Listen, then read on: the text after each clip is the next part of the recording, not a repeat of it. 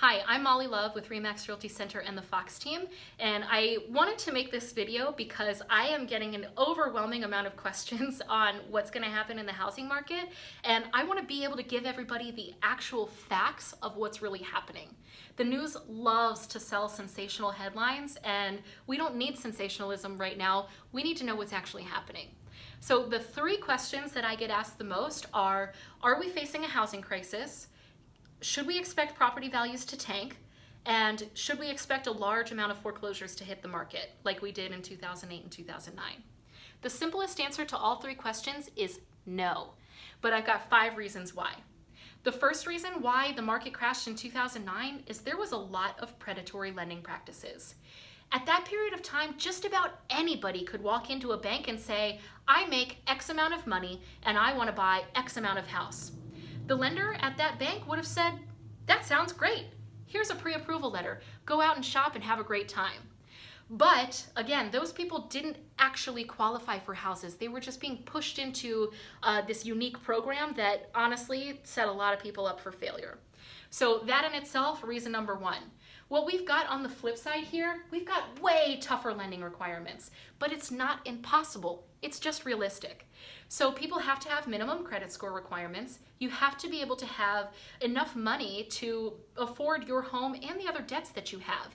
They want to know exactly what other things you have to pay so that they can give you an appropriate amount to spend per month on a home. We all want to set everybody up for success now because that was a nightmare and none of us want that to happen again.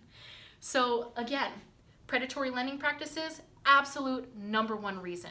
The biggest complaint I get from people now is, my lender wants to have so much information from me. It's like they want a blood sample, but it's to protect you. It's a really good thing. Moving on to number 2, we had outrageous levels of appreciation in that period of time. Take a look at this slide. From 2000 to 2005, property values were appreciating from 6.5% to over 8 to over 12% year over year. That's crazy. Could you imagine? I mean, a lot of people tried to harness on that. So I'm gonna skip point 3 real quick and just talk about point 4 because these kind of go hand in hand. We also had a lot of people that were refinancing at that time. So inventory was super, super low. Interest rates were also low. People that didn't have the desire to move because they loved their house but maybe wanted some more affordable monthly payments, they would refinance into a lower rate, but predatory lending practices, that lender also set them up with a home equity line saying, hey, you have all this equity in your house. Take a look at this. Your property has appreciated at, 8% since you bought it. And these people were like, oh, I have so much money that I can use. I'm gonna go buy a boat. And unfortunately, a lot of people used that artificial equity and they put it into short-term investments that didn't pay off later. So by the time we ended up around 2008, 2009, the people that got these predatory loans, because again, they couldn't actually afford it, they didn't actually qualify. Those people ended up foreclosing by the time 2008 came around, and a lot of people that took out their equity and then ended up with a home equity line, they then had 2 mortgages, their actual mortgage on their house and a home equity line. Those people got slammed too. So that's 2 major factors of extra foreclosures on the market and reasons why appreciation was very dangerous at the time. So how did all that happen?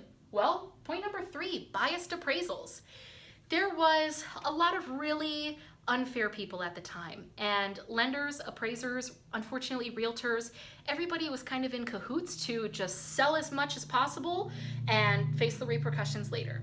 So lenders had their priority of appraisers and they said, hey, this house just went under contract with 10 offers and it's $60,000 over the asking price that the sellers had. Think you can make that appraise? And the appraiser said, hey, sure, let me see what I can do. So these biased appraisals were happening, allowing people to both refinance and sell their homes at a much higher rate. I can tell you in the last 7 years that I've been a realtor myself, this has been the number 1 protection for my clients after actually being pre-approved for that house. I have seen firsthand so many times where the property value was driven up by competition, but my clients had that appraisal contingency in there. An appraisal came in, they said, hey, your property's not worth this amount. It actually needs to be here, which is fair market value. And at that time, the buyer has the right to decide if they want to stay and if the seller's going to reduce their price to that amount, or if they want to walk away and find something else. They're not stuck at a higher price because of that appraisal. So another huge protection that's been in place for years for you guys. The other thing that I want to talk about is we've also had 6 years of ideal appreciation. I'm going to put this slide back up. We looked at the red side before. Let's look at the blue side. For the last 6 years, we've seen a much more steady rate of appreciation, from 4% to just over 6%, and that's what we like to see.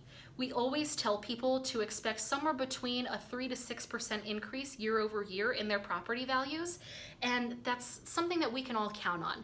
It's predictable and it's sustainable, and it's what we like to see, and it's what we've been seeing. The other fantastic piece of information that I've got, owners have been a lot more conservative with their property values too. So what we saw here is people were using their equity like a checkbook and pulling it out and using it for other things. People have been way more conservative and investing in themselves for the last 10 years and investing in the long term so that stuff like this doesn't happen again. Check out this slide. 42% of all homes in the United States are owned free and clear. That means they have no mortgage.